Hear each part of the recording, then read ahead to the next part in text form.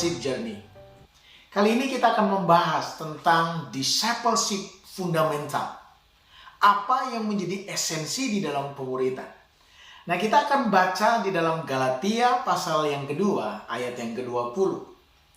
Galatia 2 ayat 20, aku telah disalibkan dengan Kristus, namun aku hidup, tetapi bukan lagi aku sendiri yang hidup, melainkan Kristus yang hidup di dalam aku. Dan hidupku yang kuhidupi sekarang di dalam daging adalah hidup oleh iman dalam Anak Allah yang telah mengasihi aku dan menyerahkan dirinya untuk aku.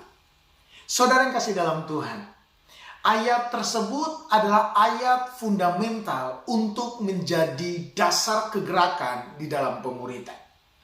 Ini adalah ayat yang sering kita baca Bapak Ibu, atau mungkin banyak orang sering mendengar ayat ini. Tetapi ayat ini adalah ayat yang sering dilupakan oleh banyak orang.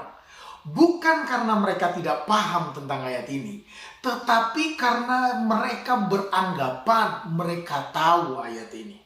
Nah, izinkan saya ingin melihat dari view atau dari pandangan pemuritan betapa ayat ini merupakan satu fundamental di dalam pemuritan. Nah, Bapak Ibu dikasih dalam Tuhan, ayat ini berbicara bukan hanya mengikuti Kristus atau berkomitmen untuk berjalan bersama Kristus saja. Tetapi ayat ini sedang berbicara berpindah dari komitmen kepada disalib bersama dengan Kristus. Atau from commitment to crucify with Christ. Nah, kata crucify di situ memakai bahasa aslinya sistauroo. Artinya secara utuh, secara penuh menyatu bersama dengan Kristus. Nah, saudara kasih dalam Tuhan, kata aku telah disalibkan dengan Kristus merupakan satu statement yang muncul karena melalui keputusan yang kita dialami oleh Paulus. Makanya pernyataan ini muncul akibat dari perjalanan iman yang berpusatkan kepada Kristus. Sehingga memberikan Paulus, memberikan orang percaya satu identitas yang jelas, suatu destiny yang jelas di dalam Kristus. Disalibkan di sini memiliki arti yang sama seperti seseorang sedang mengandung. Artinya apa? Saudara nggak bisa disalibkan setengah-setengah. Sama seperti saudara nggak bisa mengandung atau hamil setengah-setengah. Engkau hamil atau tidak hamil, engkau mengandung atau tidak mengandung. Nah, gereja atau orang percaya kadang-kala menginginkan satu kegerakan rohani, revival terjadi. Tetapi kalau kita tidak memahami ayat ini, tidak memahami arti disalibkan bersama dengan Kristus, bahayanya begini. Revival atau kegerakan yang dimaksudkan adalah satu penghargaan atas satu kegerakan yang terjadi.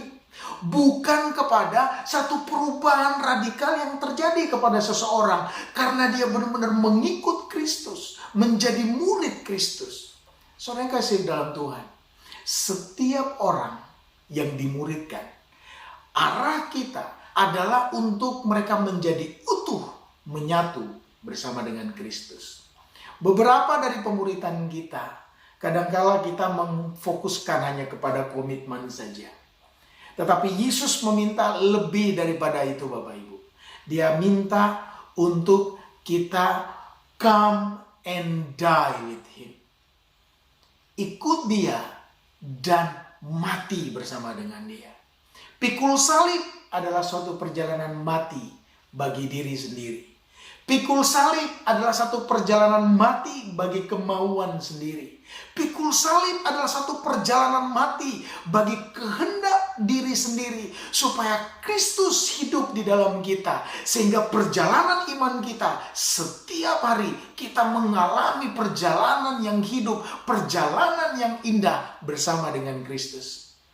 Sesuatu akan menjadi indah jika kita mulai bisa praktekkan dalam kehidupan kita.